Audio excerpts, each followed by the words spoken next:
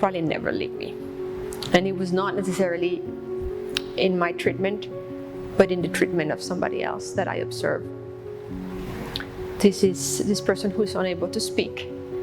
And she's, having that treatment. They have lasers, they have music going. And I think the whole office came in and started singing this song together to encourage her to be able to speak.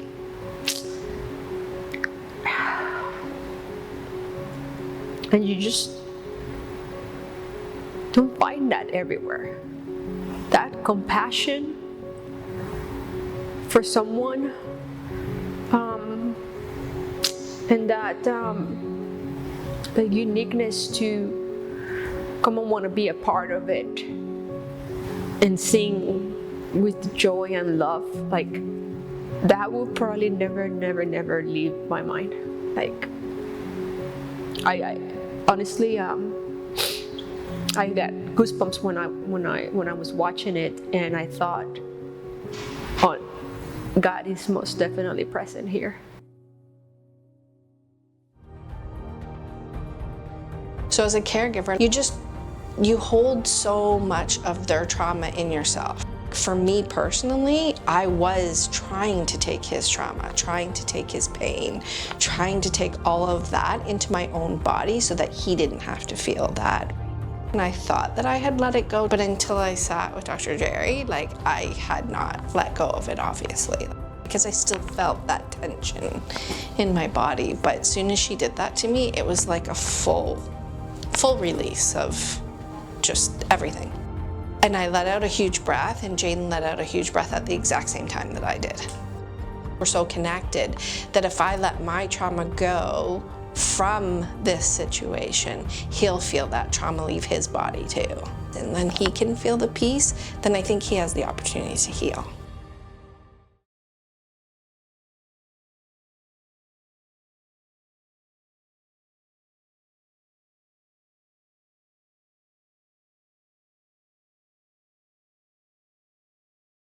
My name's Deborah Zelinsky. I'm an optometrist in the Chicago area who uses eyeglasses to do a lot more than change eyesight. So instead of using eyeglasses to sharpen the outside eyesight, I use glasses to regulate the internal systems. So changing thyroid functions, changing blood glucose, and a whole bunch of other things. And it's fun. So we have till 2:30, so I'll leave time for questions at the end. But let's see if this works. So I want to thank Rhonda Johnson because she's the reason that I'm here today. She did a phenomenal job setting all of this up. And just want to talk about brain switches. And they're not new. People know about genes that turn on and off, or systems in your body that turn on and off. For instance, babies, when they're born, a lot of them don't have hair, and then the hair starts growing. And most of them don't have teeth when they're born, and the teeth kick in, and puberty kicks in. And from birth till 7 or 8-ish, the thymus gland is developing a baby's immune system. And then that kind of turns off, and a different switch turns on, so the pituitary gland takes over. And during your life, genes turn on and off, and brain switches also can turn on and off. And the really fun thing about being an optometrist like I am is that the peripheral eyesight can turn on and off too. So the first thing we want to get into is to know that the retina, which is the lining of the eye, is able to be connected to the brain. The retina itself is a piece of the brain. So if you thought of the brain as a whole chunk of tissue and you pull the chunk downward, that's your spinal cord. But if you pull a chunk forward, that becomes the retina, the lining of your eyes. And the retina and the brain and the spinal cord all together, those are called your central nervous system. And that's what makes all the decisions in your body. But the central nervous system gets signals from internal stuff, called the autonomic nervous system, and external stuff. So what I can control at the Mind Eye Institute is we use glasses to control the way the external light comes in, because if the light's going on the retina in different ways, the brain is reacting in different ways. So the retina itself is only about maybe an inch square, and it has point-to-point representations in the brain. So if you shine the light to one corner of the retina, that's going to activate one spot in the brain. You shine the light to a different corner in the retina, it's going to activate a different part of your brain. So the retina itself is not just a piece of tissue like skin is, or like the brain. It's more like a patchwork quilt, and there's different segments, different sections, and they're connected to totally different pathways and different chemical reactions. So when we take glasses and angle them in different ways and activate different pieces of the brain, we can measure responses.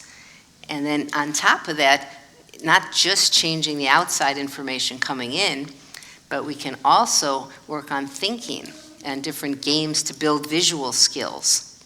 So you can change the switches from the inside, which are controlled by thoughts, and you can change the outside light by use of glasses.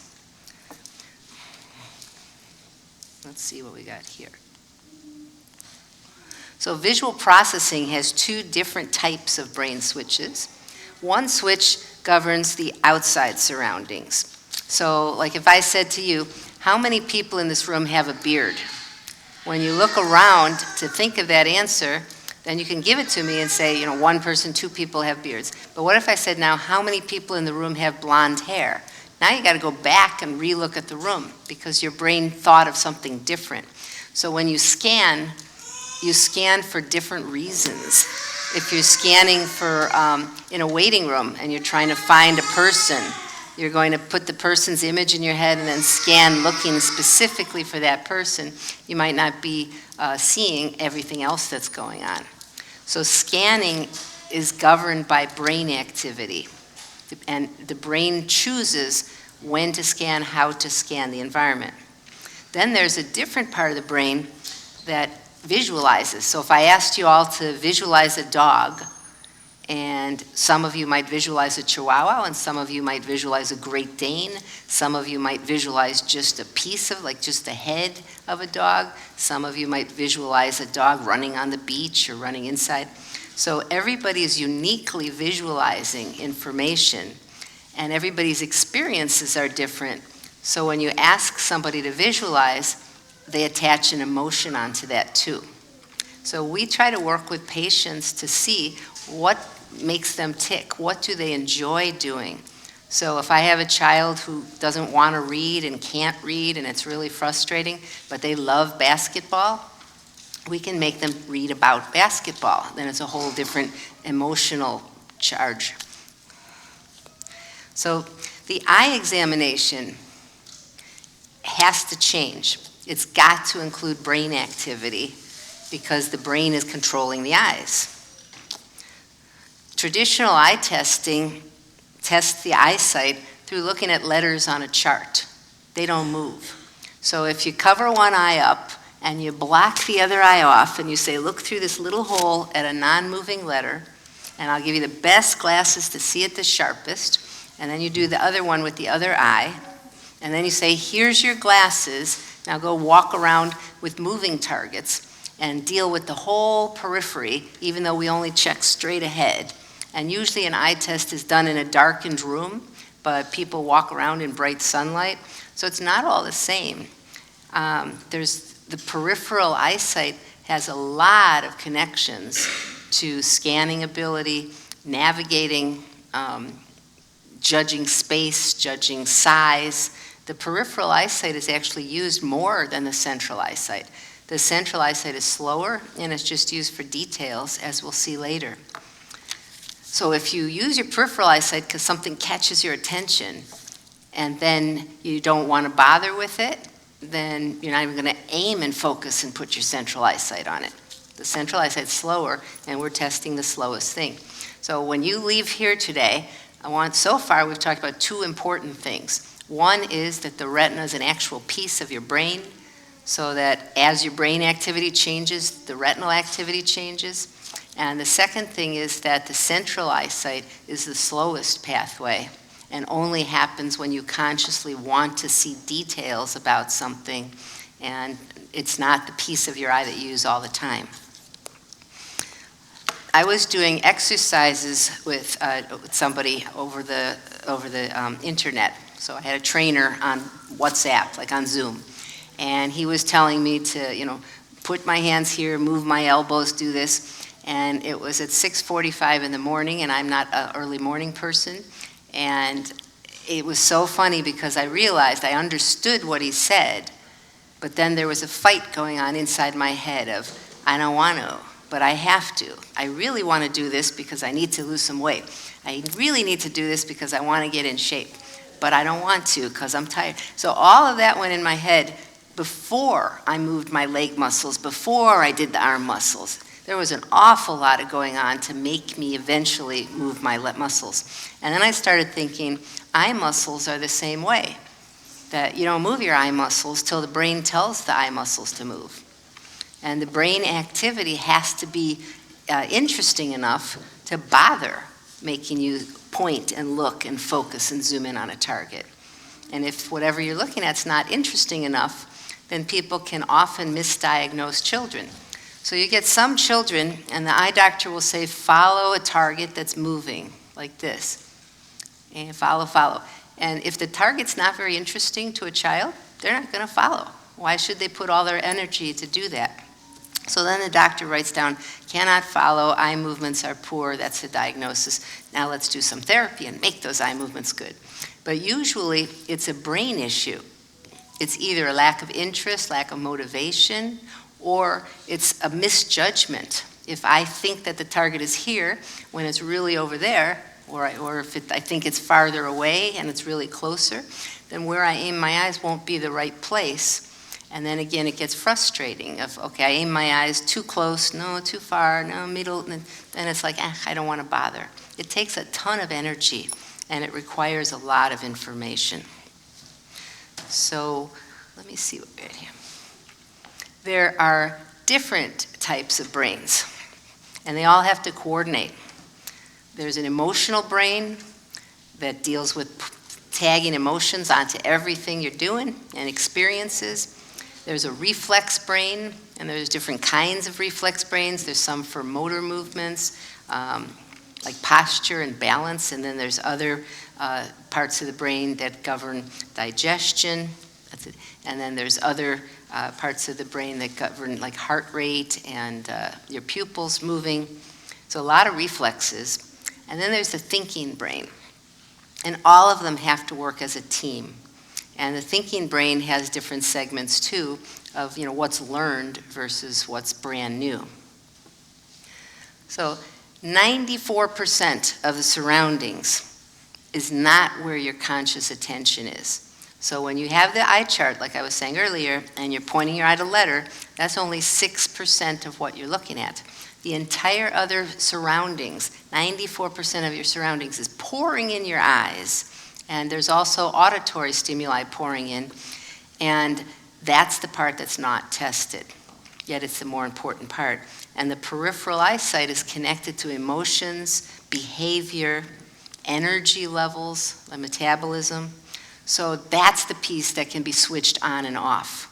If you've ever been really interested in somebody at a restaurant and you're talking to them, you might not notice if the waiter comes and puts the bill on the table, or if they fill up your water, or if they take a plate away. Because if you're very tuned into somebody and you're tunneling your attention, then things can happen on the sides that you're just not aware of.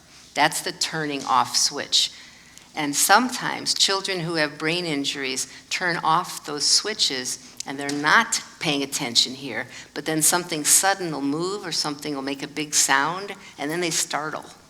And then you get into stress mode. So it's real important to be able to control how your peripheral eyesight turns down or turns on.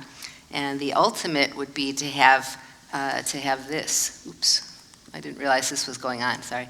The ultimate would be to have consciously your peripheral awareness and your central attention, but subconsciously being aware of threats. So if you're walking along or if you're rolling in a wheelchair, the bottom of your eye should be scanning to make sure you don't go over a curb or into a pothole. But that should be so deep down at a subconscious level, it shouldn't bother you. The conscious level should be being aware of something as well as paying attention. So you see that, it's flipping by itself, so the blue circle over there that surrounds the eye chart, that's what you're aware of, but then you put your attention in the middle. So if you're looking at a paper and trying to read, or you're looking at the page to try to push a button to talk, communication boards, the awareness should be on the whole, but the attention should be on one little spot. And you should be able to move from place to place pretty easily. So if I want to look at this person here, and then switch over to that person, if I'm aware of both at the same time, I can switch my attention visually, one to the other, back and forth. But if I've tunneled, if I don't have my peripheral eyesight turned on, and my awareness is very limited, which I see in a lot of people like with brain injuries, then I can look here. Now I want to switch, and I don't know where to go. Now I get there. So it's important to have a larger awareness. And the more comfortable the internal systems are, the wider your awareness becomes. And the less comfortable you are and the more stressed you are, the less your periphery pays attention. But sometimes the periphery can get on high alert, and you can be in fight or flight mode, and then anything can bother you. Just little movements can pull your attention. So you can have either a high amount of attention, too much attention on the periphery, or a very low amount of attention. And it's a continuum. So we call it flashlight mode or pen light mode to giant mode, like a floodlight mode. If you're thinking of like a stage with a performance on it, when the floodlights are on, you can see everything on the stage. But if the if the people on the stage want to have you only look at one thing, they'll turn a particular spotlight on one person, and everything else gets dark, and then your attention goes to where the spotlight is. So people do that same type of thing in real life, where they turn on or off the peripheral eyesight to be in pen light mode or floodlight mode. So when would you use brain switches? Why would they be on autopilot? Well, when you're trying to stay safe, they should always be on autopilot. But if you're moving and thinking at the same time, the moving should be on autopilot. So if you're trying to read, it should be completely autopilot to be able to know where's the end of the line, where's the beginning of the next line. If you're catching a ball, you should be able to think while you're catching. The ball should be coming, and the judgment that your peripheral eyesight makes on where it's located, how fast it's coming, where your arm should go, all that should be at a subconscious level. So you just catch. And then you can plan, strategize while you're catching so that you can throw. And then if something is by habit, if you've been rehearsing, like I wrote a AAA employee changing a tire. Somebody who changes 40 or 50 tires a day can come and talk to you and be completely talking and be done in 5 or 6 minutes, and because their hands do everything automatically and they glimpse. Somebody who changes one tire every decade takes 45 minutes and full attention. They can't have a conversation at the same time. So anything that's habitual, you should be able to put on autopilot. So I wrote here, playing a piano piece or singing a well-rehearsed song. There shouldn't be a lot of thought that goes into it. So the more things you can get on autopilot, the better, because then your thinking is freed up to think of new things. But sometimes it's good to have the autopilot switches turned off just for some of the time. And those skills of being able to tune things out or zoom your attention, those are learnable skills. It's something brains can learn. So I have to get a little bit scientific-y here for a couple of slides. There's textbooks coming out. The one on the left is called Nanoneurosurgery and Nanoneuroscience, and that book will be out December 5th. And it's a second edition of something from 2013. And the neurophotonics book, which is neuro is brain, photonics is light. So using light to affect the brain and brain mapping, which you do with the retina, where the retina is mapped into the brain. That will be a second edition coming out probably next December, because it goes to the publisher in April. So I have a chapter in each of those. So what I'm saying, I'm trying to simplify, but it's got a lot of scientific background. So listed here on the left in black are the different brain pathways that link to the retina. And so light hits the retina, the signals are transformed into the optic nerve signals, and then from the optic nerve they go to a lot of different places. But the beginning ones go for the self. So your brain goes into this, how am I? Let's see. And then, am I safe? And then, do I care? So you go through the reflex brain, the emotional brain, and then you got to know where's your body, where's your head position, where's my eye position, all of that on yourself first. And then if everything's pretty good and you're breathing, you're balanced, and you feel okay, you feel safe, then you deal with an object. Oops. And the object, you have to determine where it is, how fast it's moving, and then you determine what it is. And then you make something that decides, even now that I know what it is, am I going to do anything with it? What am I going to do regarding that? And you have mental imagery. So the key is that on the top it says, how am I? And on the bottom it says, where am I? There's lots and lots of connections from the eye through the optic nerve to this how am I. Many, many different places to do a lot of different stuff and how you feel. And then the bottom is the where am I for posture and stability and the primitive reflexes that you're working with. They have here both Feldenkrais and Moscatova speakers, and both Moscatova speakers and Anat Banyel method and Feldenkrais, those are the bottom orange section. And those plus the how am I, where they have other tables with nutrients and to biochemically help stabilize you and emotional support. Those two, the green ones and the orange ones, they govern the eyesight on the outside.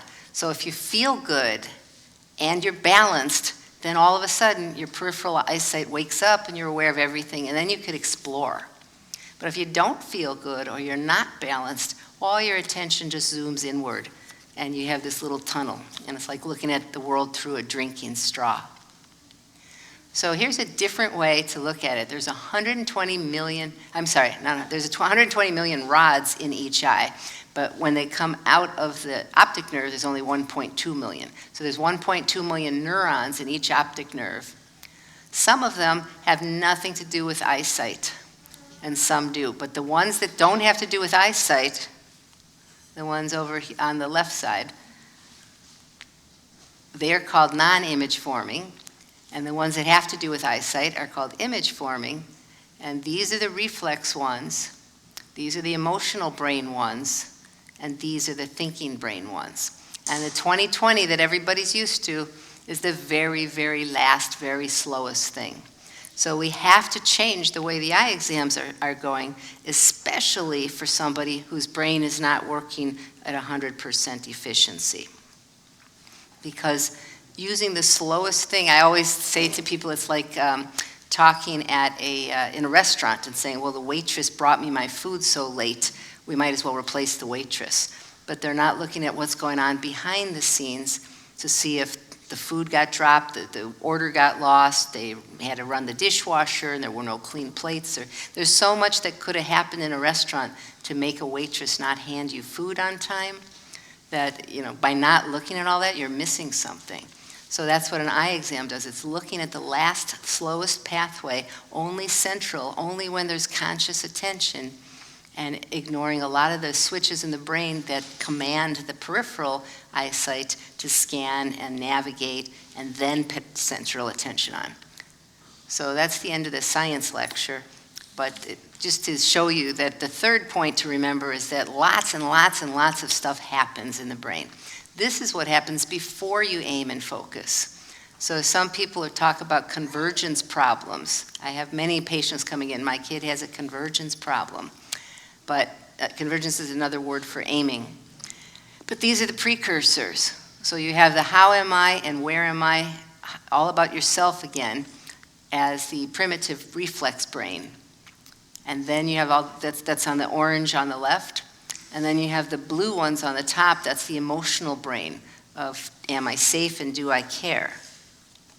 So if I don't, and also I wrote here, do I find it easy? So I might care about something, but if it's not easy, I'm still not going to bother aiming. And if I don't feel safe, I may not bother aiming, because I might be afraid if I aim over here, but I don't feel safe, I'm going to miss something over there. So there's a lot of emotions and a lot of body posture, and that will be a precursor to aiming and focusing. And those blue sections and the brown section there are low energy. Typically, the behind the scenes is low energy level. It's the high level thinking that takes more energy. But if you have a brain injury or you have an autonomous dysfunction, then the conscious level sometimes has to take over from the subconscious. So a lot of times children with injuries are using up energy to do something that's simple, but their subconscious pathways are not working well enough. So they have to use up the energy, and that's going to fatigue them and make them not bother. 2 years ago, I broke my back, and I tell you, when I was recovering, I could walk with a walker, but it was so exhausting because every step was painful. And I might have said wanted water. And I had to think and go through this. Well, the water's at one end of my house, I'm at the other end of my house. I have to get up, move, walk with the walker. Do I really want it that badly? And if you don't, then you just choose not to use that energy. So we have a lot of children that it's hard to do something. It's hard for them to reach. It's hard to grab onto something. So we have to find what does make them want to move and individualize everything. So one way you can trigger your brain is when you detect something, but I want to show you how your eyes can see something in your environment, but what goes on in your actual brain to process it. So you detect those. This is the Wheel of Fortune, and if you had to pick a vowel, there's a bunch of non-vowels up there. So this person was asked to pick a vowel, and they recognized everything, and then they went into their previous knowledge and said, my choices are A, E, I, O, or U, and I already learned that the most common vowel that's used in the English language is E. So I am going to pick E. But some people say, I don't want to even play this game, so I'm out of here. But the ones that continue and say, okay, I'll play it, I want an E because that's the most common used, they're not using the clues in the environment around them. And it's really important to make use of what's going on around you, because here's an example where every single vowel is used except E. And if you just go by what's in your head and you don't go by what's on the outside, you'll never find out the truth. So I use this with children when evaluating them. Often, children will appear as though they can't do something, or they don't know something, or they're not listening. And it's not true. Many, many, many children are extraordinarily capable, and they listen, they understand everything, and they hate it when they're not spoken to directly, because it's so important that they be included. They come in for their own eye exams, and why should I be only turn talking to the parent, asking about them? So we always include the child, because sometimes you get surprised. Even the parents get surprised. The other day I had one child, we didn't think he could do anything, but we'll try. It never hurts to try. And we had to match letters. And that child was able to point and match what he saw. He didn't know the names of the letters, but he could match them. The parent nearly fell over because they didn't think he could do that. And he did it beautifully till he couldn't see the little letters anymore, and that's how I knew how much he could see. But you have to make sure that when you're watching a decision, is it because the child says, I don't care about you because you're not even talking to me? Or is it because they just don't have any more energy? Or because they're not interested? There's so many brain switches that have to be turned on in order to get a good result, that it's important to understand pretend you're inside the child's head. What are they thinking? How are they processing the environment? So the evaluations have to start including the decisions that people are making. I'm trying to pick up. I lost my speech here, so I have to turn here. Hold on. Give me 1 minute.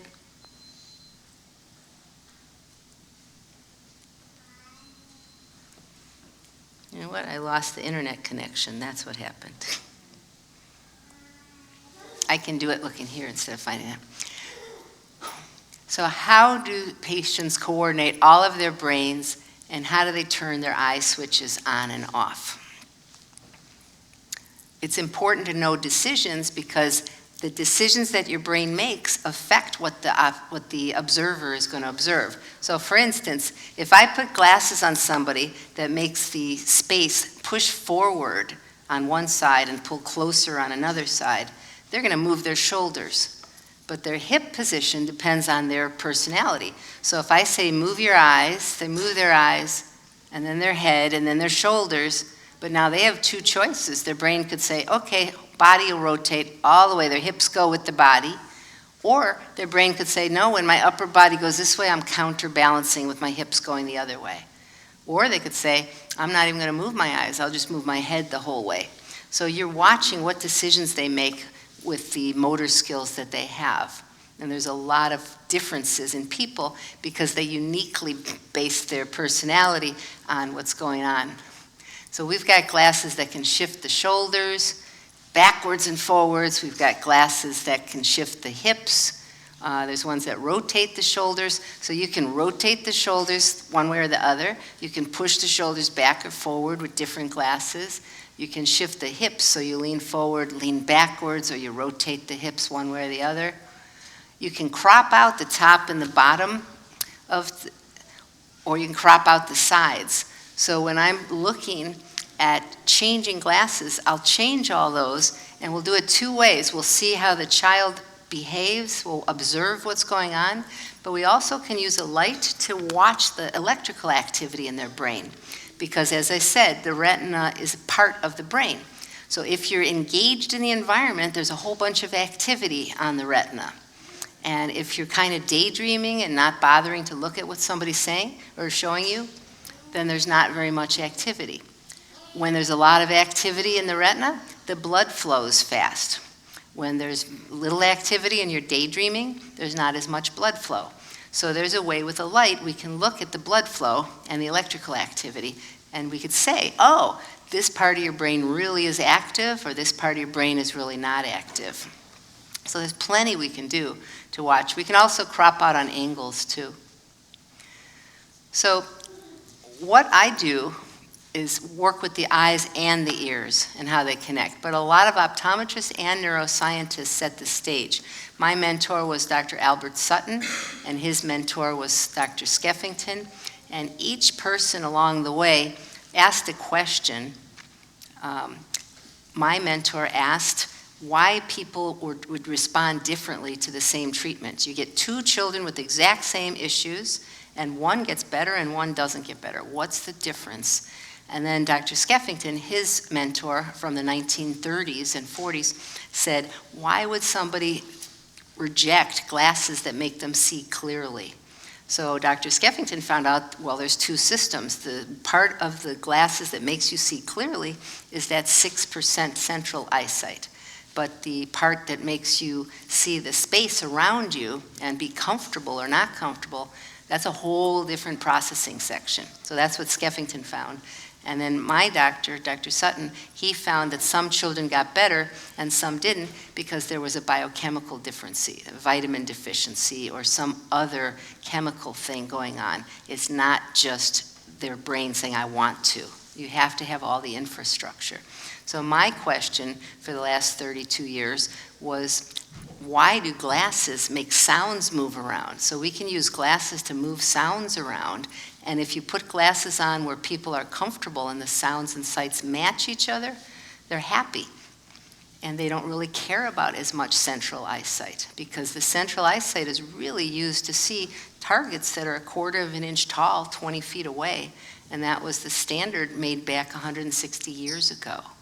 So it's a guideline that was brilliant 160 years ago when they thought the eyes were just tools used to see, and they were giving glasses to show how do you see clearly.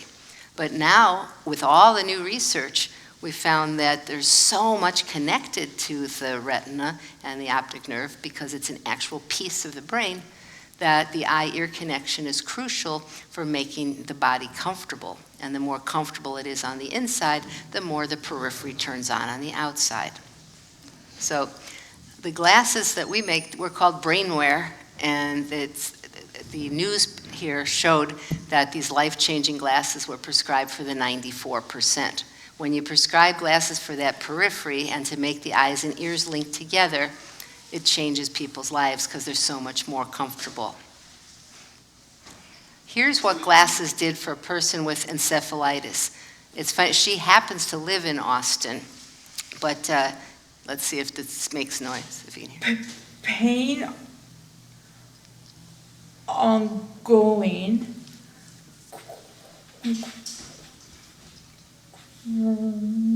chronic pain that plagues us after day. Her muscles didn't move in her jaw. Whether it's a nagging pain in the neck or a constant stabbing in the back that limits mobility, no one wants to be afflicted by pain. Now her muscles could move in her mouth. Glasses can do a ton different than just make you see. In her, if you put stickers on them, if you block off certain spots of the retina, which would be spots of your brain, she changed, and she was written up in a journal. So here's her trying to find a bell that's ringing. That's my hand holding the bell. And when she had no glasses, she couldn't find where the bell was located. When she did have glasses on, she could find the bell easily. So her eye-ear connection, when it was solid, she was a whole different person.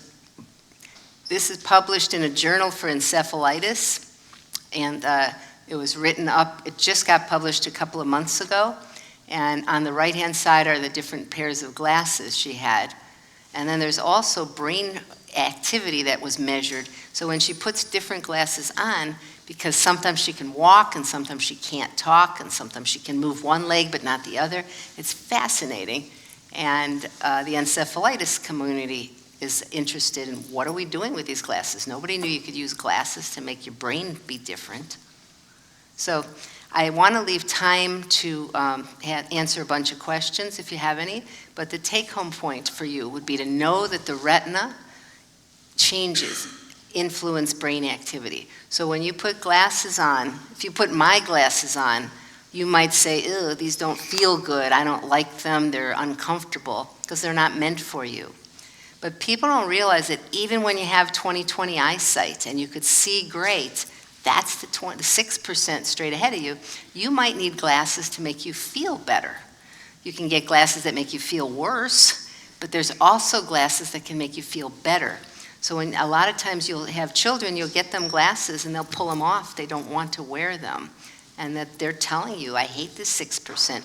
It's either distorting the periphery that they use all day long, or it's messing up their ears, which they might use all day long. So you have to look at the whole picture and get the eyes and the ears matched, as well as the 94% matching with the 6%. So besides the fact that changing the retina can change the brain, realize that there's non-eyesight pathways that glasses affect. People are familiar with jet lag pathways, but they're not necessarily familiar with appetite pathways. There's actually pathways from the retina that are linked with appetite and hormones and all kinds of other things. There's even a retina-gut axis that's just emerging. That's a newer thing just discovered. And then understand that because people's brains affect the treatment modalities are different because people's brains are different. So glasses is one thing that you can use from the outside, as I said earlier, but visual skill building games can be uniquely tailored to people. Because if you specifically find out what people enjoy doing and then work from there, people who enjoy listening to music, people, whatever they enjoy, you can build up skills that then transfer to what they need. So this is a different way of looking at what I've been saying, kind of to summarize, that I left the word convergence at the bottom here. It's hard to use this pointer. I don't know if you can see it there, but where it says scanning, aiming, and focusing. So the convergence is after somebody decides, how am I against gravity? How am I feeling? Am I breathing? Am I safe? Do I care? Can I do it? Because if it's not easy, I might not want to. What do I anticipate is going to happen? What am I used to doing? All of those things from the primitive and the emotional brain. And then the thinking brain, do I choose to expend the energy? And then if all of that's good, then you get scanning and aiming and then focusing. And then some decision and movement. What do I do about it? So you can do things with children and they don't move at all because they're saying, I don't care, I don't want it. Or they might be saying, I'm not aware of it. So then you have to make things with more awareness. But the point is that lots and lots and lots of stuff happens. And not just inside your brain, before your brain. This is just the retina. This is taking a little piece of the retina and showing all this stuff that's happening. So on the left-hand side, there's 120 million rods and 6 million cones. So again, that's 6 million cones. That's the 6% of what you see. The rods are your peripheral eyesight.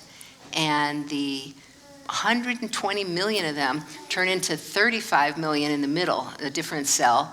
And then those 35 million layers of cells, they filter down into only 1.2 million that exit the eye as the optic nerve.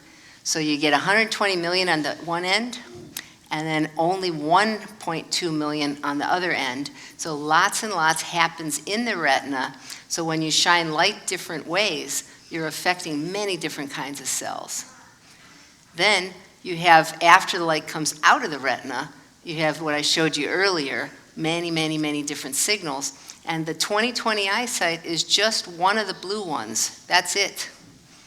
So why you get glasses for just one of those blue ones and not account for all the other ones is beyond me.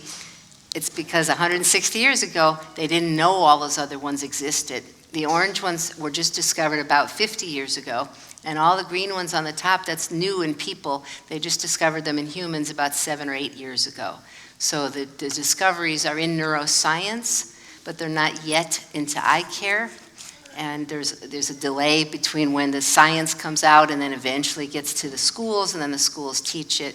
So what Mind Eye does is I go to a bunch of neuroscience conventions and take the newest things and bring them to optometry, because otherwise it's too late. It takes too long. So I left time for questions, but I hope that you leave here realizing that the 20/20 assessments are becoming insufficient. They're fine for the average person. The 20/20 is absolutely fine for a typical person whose brain is functioning, but it's not fine when you have to add all the other things. And when you have any sort of brain injury or genetic problem or autoimmune dysfunctions, and something's not quite right with the brain, you got to have more testing. So I've been to Congress, I've been to the White House, I went to the Pentagon. I'm trying hard through the Brain Mapping, Society for Brain Mapping and Therapeutics organization to make this known so that the testing eventually would be more inclusive. So thank you very much. Hopefully you can conceptualize, as I keep saying, that the retinal processing is part of brain processing and it's unique in every person. That there's routing of non-image forming, non-eyesight signals from the optic nerve. Lots and lots and lots and lots of other places separate from eyesight. And then realize that there's a lot of different brains that have to all coordinate. You can't just use your thinking brain to look at a target that's not moving. You need to use your thinking brain for other things, as well as the emotional brain and a limbic brain, the emotional brain and a reflex brain. and the digestion part goes with the reflexes. So I can take a few questions now, but if there's any questions later that you have, you can write to info@mindeye.com, and you can just put attention Team Luke question